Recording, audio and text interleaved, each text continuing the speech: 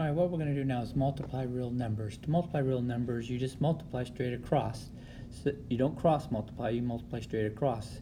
So -1 times 4 is a -4, and +3 times 7 is 21, and reduce this if needed. And so there's the multiplication. Notice I attached the negative sign to the top number, and the bottom stays positive. So the same thing I'm going to do on this problem. I'm going to multiply the -1 times 2, which gives me a -2, 5 times 3, which is 15, and I have my answer. Inverse just simply means flipping. So what we want to be able to do is flip the fraction. So we must have a fraction to be able to flip. So if I have 5, it's really 5 over 1, and if I flip it, I get 1 over 5. So there is my inverse. If it's already a fraction, all you have to do is flip it over, and if you have 1 on the bottom, it's really 3. That's the inverse. So -4 is just a -4 over 1. Now notice the negative stays with the 4, but I'm going to change it to the top number, but I don't get rid of it. So the negative stays in the problem. So this is my inverse. So once again, I go -4 over 5. I flip it, -5 over 4, and so I have my inverse. The negative stays. We don't do the opposite, we're just doing the flipping. There are two types of division of real numbers. One is when you just have a fraction. In a fraction, it just means divide 8 by -2. So in your calculator, if you divide that, you'll get a -4.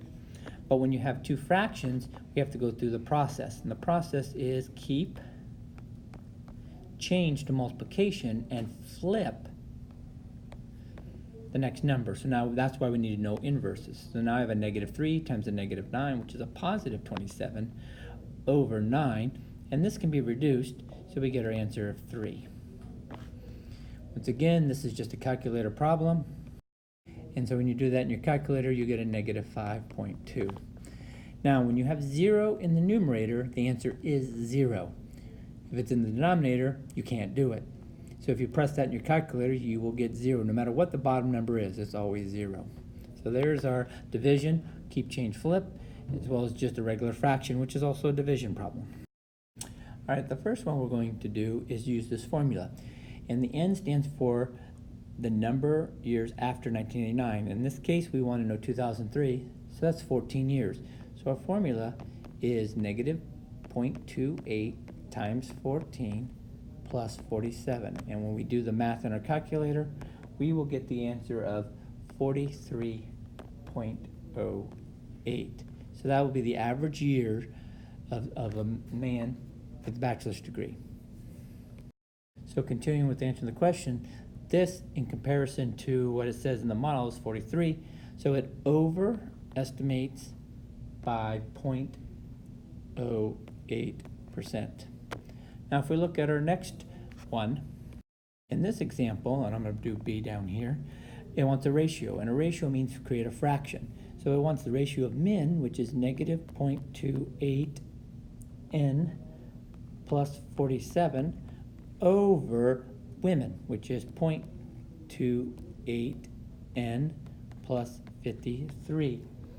And so once we have this ratio, we want to know, so for C, we want to know if we use this ratio what we get for women and men at 2014, which happens to be 25 years over. So if we substitute the 25 years over into our ratio, 0.28, 25 plus 53,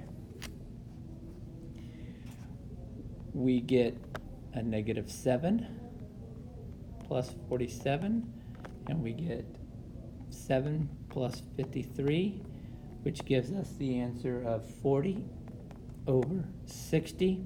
And so our ratio is 40 men, 60 women, which really is 2/3 is our ratio. And so if you look at this number at the chart, we have it right here, that we have 60 to 40 is the ratio in the chart as well as this formula. So it is actual, these are the same, and so that's a good thing.